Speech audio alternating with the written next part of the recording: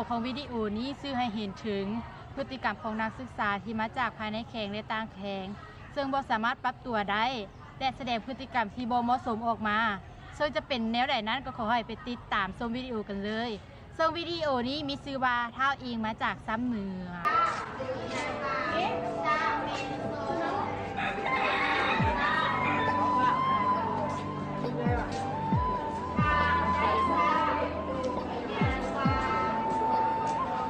นี่ก็เป็นเรื่องหนึ่งให้เขามาเบิ่งมาดิคำศัพท์ขัดความหมายที่ให้เขียวขาวนี่กับคนข้างกันอยู่แล้วรวยพร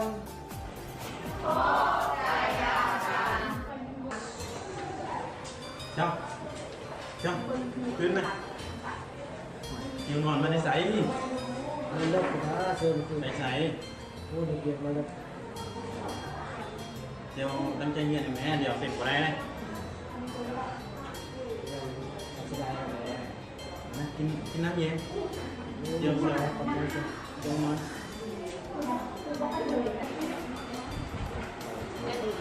เดี๋ยวข้าว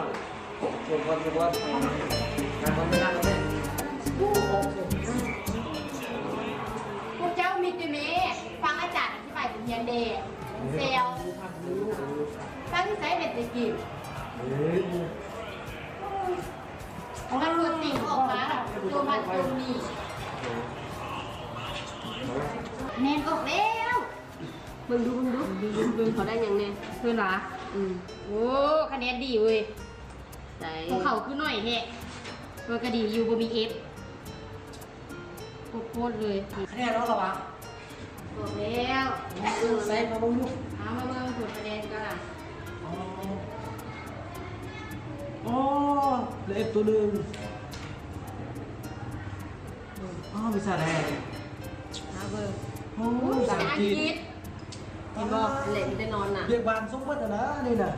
เรียกบ้านส่วนเรียกบ้านเจ้าวันเรียนที่กี่ รีบไปจังไหนวะ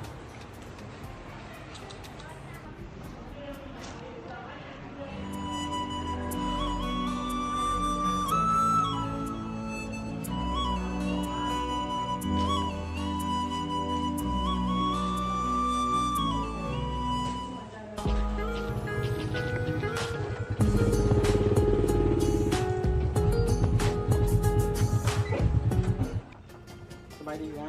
ยิงอยู่บ่ วิ่งไปเวียดนามเหรอ แล้วเราผู้อยู่สั่งน้องมีเวียบลงเรียนได้หนึ่งเลยบ่ ได้ ได้เนาะ เป็นคนไหนต้องคิดเข้ามาแล้วล่ะ ร้อยปีแล้ว มาประกันคืองานคน ร้อย เอาไปเวียดหรือเปล่า น้องเป็นหมู่กับเองแล้วอาจารย์บอกให้น้องมาหาได้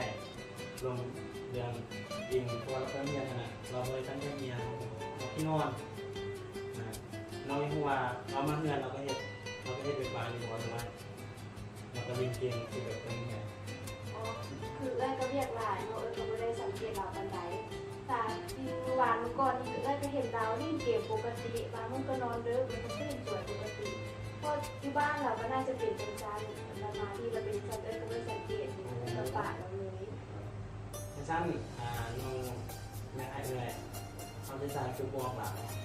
บ่อยากให้เราเฮ็ดแบบตอนเราอยู่บ้านเนาะคือเราอยู่กับพ่อกับแม่เราก็เฮ็ดตามใจแบบวัยรุ่นนะเดี๋ยวมาอยู่เฮียอยู่เบียงนี่เราจะเฮ็ดแบบเก่าบ่ได้เนาะให้เราปรับเปลี่ยนให้เพื่อนค่อยๆบอกเรา ตอนเรามาจะเรียกเราเลยมาที่ถามเราตื้อมาเราเป็นเนี่ยเลยเป็นจานเพราะว่ามูมาหาเราจะสิบอกว่าตื้อ อาจารย์ขอบใจด้วยขอกลับก่อน โอ้ย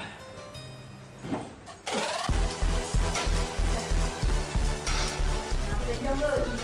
เที่ยวอยู่เฮียนว่ามาหาว่าเท่าจ้างเจอเฮียนไปกับอินสเกมเลิกเฮียนเลยถ้าว่าเท่าเฮียนบุไร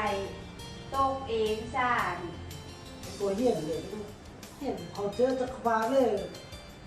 กันเขาเจอหรือจะเขาเจอกันผู้เหี้ยน จ้า ข้าง แล้ว เหี้ยน คิดว่าเท่าเขาเฮียนตั้งเจอเฮียนโอเอ็มก็เจือแนวนั้น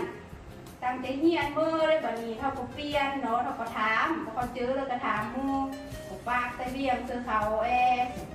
กันก็ยังเปลี่ยนกันไปเบี้ยงก็มีเวลาเบิ่งเท่าย้วนเด้เท่าก็เปลี่ยนมันเยอะล่ะ พ เอาเอ็มฝากเงินมาให้เอนี่เสียเงินหลายเนอะนี่เปลี่ยนเนอะ สิเปลี่ยนหรอก เอาเสียงผมเป็นอย่างตัวซึมเศร้าแบบนี้ โอ้ยเขาอยากตกเสีย ตั้งวิสา ซาเดียว โอ้ย ภาษาอังกฤษนี่ ดิ้นไป เป็นไซ ใส่ก็ได้นะ ไปดูสิซา เอาไปเบิ่งเมียนเรื่องเจ๊งเลยนะ โอ้สักไปไหม ให้เสียบที่เกอร์บอก โอ้ยแล้วเสียยังสิบโมงเที่ยงดูสิเซ็งตอนแรก ให้ไปเด้อ โอเคได้เงินไปเรียนเลยเด้อ ตาม เจ๊สบายไปละ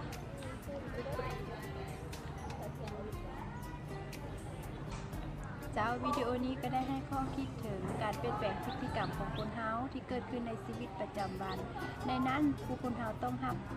ยอมรับจุดด้อยของตัวเองและยอมรับฟังกันความคิดเห็นของคนอื่นจากบุคคลออมข้างเพื่อนำไปพัฒนาปรับปรุงตัวเองให้ดีขึ้น